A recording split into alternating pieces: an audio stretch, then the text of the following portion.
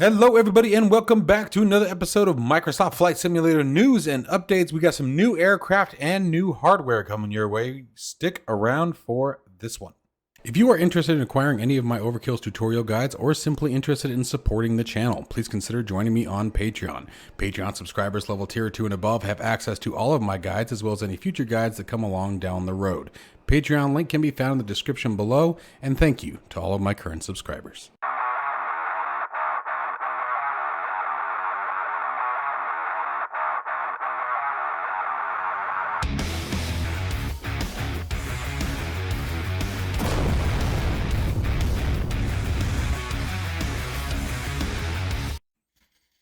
As you guys know, Aeroplane Heaven is working on the Avro Lancaster for Microsoft Flight Simulator, but we hadn't heard anything in quite a long time.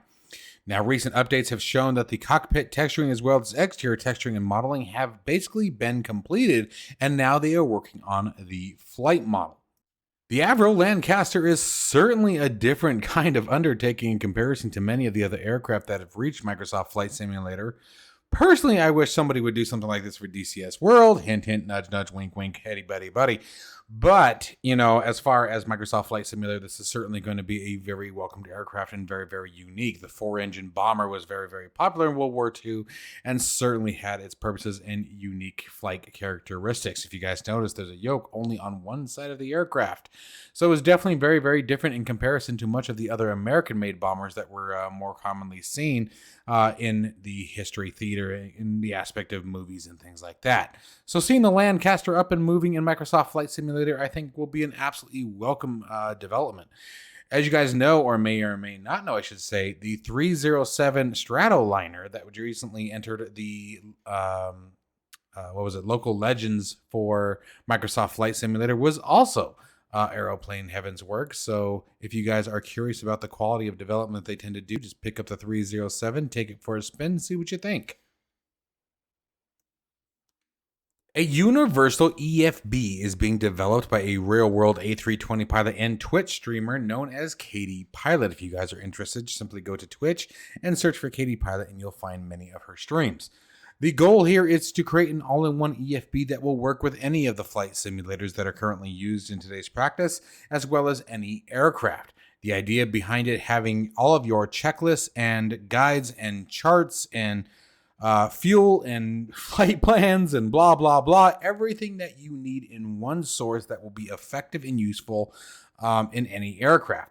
The overall general design and purpose of it was to basically, again, create an all-in-one, but something that was more realistic to what you would actually see in the real aircraft.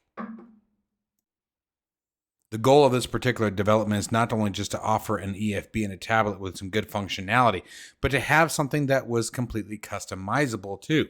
Something that would give you the option to integrate with other third-party applications, which we'll talk about in a minute, as well as just having a bunch of the handful of useful tools that we already use on the day-to-day, all in a single location.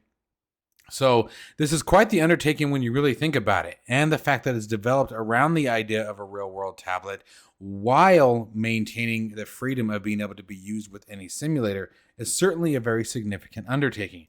Now, one of the bigger things about this, you guys, as we were going to talk about in a minute, is the product itself, the EFB, the goal from Katie Pilot, is to be free. This base platform is going to be free of charge. Now, third-party developers who want to integrate with Katie Pilot's EFB are still obviously able to charge for their particular product. But the basic functionality and idea of the tablet and the layout and the things that you guys are seeing here in these screenshots are completely free to the public upon release. The product hasn't been released as of yet, but it sounds like it's going to be right around the corner, so cross your fingers. You guys can see here at the top, oh, maybe you can't see that, I actually have that cut off, but at the top of the screen here, it actually does show a date of July the 3rd. So it has been right around the corner, and hopefully we're going to see it in our cockpits here pretty quick. This is a pretty awesome and very significant undertaking. I am curious about what some of the differences in the hardware and the software here and what they're going to offer. You know, when you have things like the storm tracker, we're just going to be using live weather information, which is perfectly fine. I'm just curious how it's going to work. The performance calculator, is there going to be a way to import our aircraft specific information manually, or is it something that's going to be reaching out to the internet? I don't know. But I'm very, very very curious about how this is all going to come together. I think that if she succeeds in her endeavor here and truly produces what she's aiming to produce, it's going to put any third-party EFB right out of the game. Let me know what you guys think about KD Pilot's Universal EFB, guys. The freeware Curos 787-8 has been updated once again following the AAU2 update, meaning that many new features and capabilities of the aircraft are now inside the flight deck. This particular team, gentlemen, I don't know if it's a single person or multiple people, has really taken the aircraft to a whole new level. To the point where I'm actually getting ready to design yet another guide for the 787, simply because of the fact that it, A, no longer requires the heavy division mod based on the Curo update. So it requires the Curo mod, but not this heavy division mod, which is actually a shame because heavy division did a lot of damage against that plane too. They really did a great job with it. But the Curo developer has certainly taken this aircraft to an absolutely new level here with in conjunction, I should say, with the AAU2 update. Again, many new features available on the flight deck, many new switches and buttons and things like that have come alive inside the flight deck, bringing the aircraft significantly closer to real-world performance. Now, there are 3 different variants that are primarily used when it comes to the 787. You have the Dash 8, the Dash 9, the Dash 10. The Dash 10 is what we see in default by Microsoft Flight Simulator. The Dash 8 is a little bit more widely used than the Dash 10 is, a bit shorter aircraft, but still just as long range and powerful. The Dash 9 is usually the most frequently seen version of the 787 Dreamliner. So the fact that he went with the Dash 8 is right on par and certainly opens up the doors to some of the more regional flights versus having to do the transcontinental or just the big long haulers that you would typically see with the Dash 10. So it kind of makes it a bit more fun when coming into the 787 series using the Curos 787. I flew it for the first time last week, shortly after we got back from the Flight Sim Expo, and I was very, very thoroughly impressed with the efforts that he has put into it and things that are inside the aircraft that weren't there before that are now functional. If you guys are interested in learning the 787-8, please consider joining me on Patreon, as the 787-10 guide still gets you up and rolling and will get you into the skies. The only thing is to remember that you do no longer have to use the heavy division mod if you are using the Curos mod. But the 787-8 was a ton of fun to fly. And again, I can't stress enough, this is a very fantastic mod, which is why I wanted to make sure that it hit the news today that it has been updated with the new features brought on by AAU2. A brief touch on some new hardware coming down the road. As you guys know, Mini Cockpit and their Mini FCU did extremely well in the Kickstarter program and surpassing its goal of $12,000 within a matter of minutes of it joining the Kickstarter and becoming available. They are now going with a Mini FS. This is going to be an incredibly effective add-on, an incredibly welcomed add-on, especially for you Airbus pilots. These kind of purchases are always tough for me because they're very, very aircraft specific when it comes to the FS. The FCU, you could probably get away with using on both Boeing and Airbus aircraft and probably get away with it. The FS, I think, becomes a bit more challenging to do simply because, you're going to have so many differences, so many things that are different, I should say. I think you could still get away with it, but things like, for example, the nav display controller there, as well as the range controller, and then some of the FS control buttons, your weather radar, your traffic, your TCAS. Now, again, all of these exist. If you were taking A320 and a 737, you could find most of these controls in existence in both. Now, I don't know if they're going to be compatible. One of the things the document does state right out of the gate is that the FS, or the Mini FS, will be compatible with the Phoenix A320. Now, that makes perfect sense to me, given the fact that clearly it's built around an Airbus aircraft.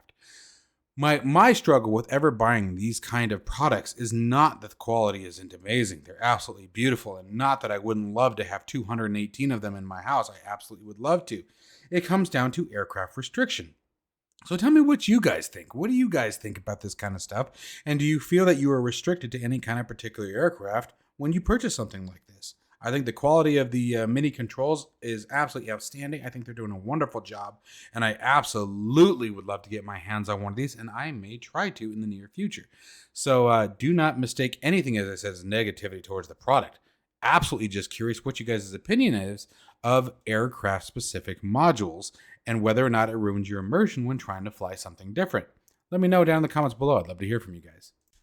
Parallel 42 is incredibly well known for thinking outside of their box when it comes to their aircraft, their sceneries, or their overall scene enhancements, such as camping sites and things of that nature. They're always thinking of something different. From the striper that they had that makes the loading times a bit more clean, if you will, adds a bit more functionality to the loading screens rather than just staring at a simple boring screen, to Flow and its incredible uses, especially in VR, enhancing the UI drastically while giving you customization options.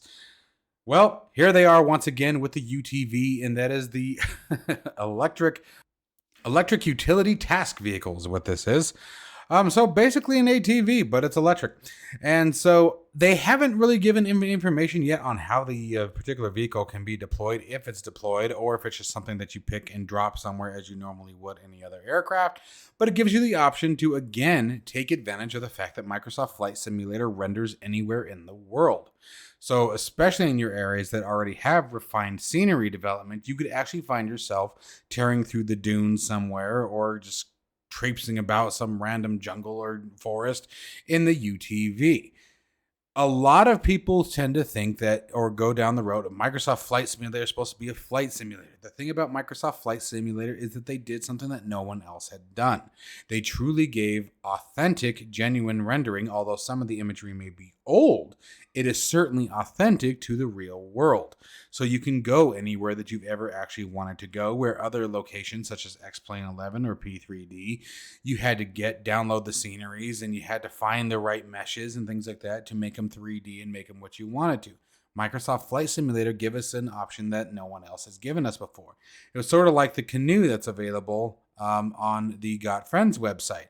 That was actually a very pleasing experience, and I just did it again a few days ago, just sort of chilling in VR.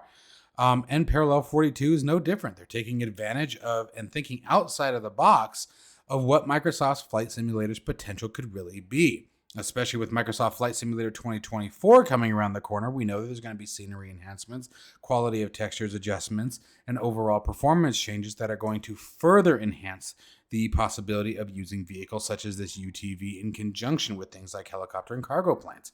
But again, let me hear from you guys. What do you guys think about that? Well, folks, that is going to wrap up today's episode of Microsoft Flight Simulator news and updates. Quite a few things to think about, some things to debate about. And if you guys really want to get down and dirty with it, make sure you guys check the links down in the description below and join my Discord. We have a ton of new members every single day, and it's really grown into quite the community of awesome and supportive flight simmers just like yourselves. So if you guys are interested in hanging out with like-minded people, make sure that you guys come on over to our Discord and give us a hello. As always, guys, stay safe and healthy, and I'll see you in the next one.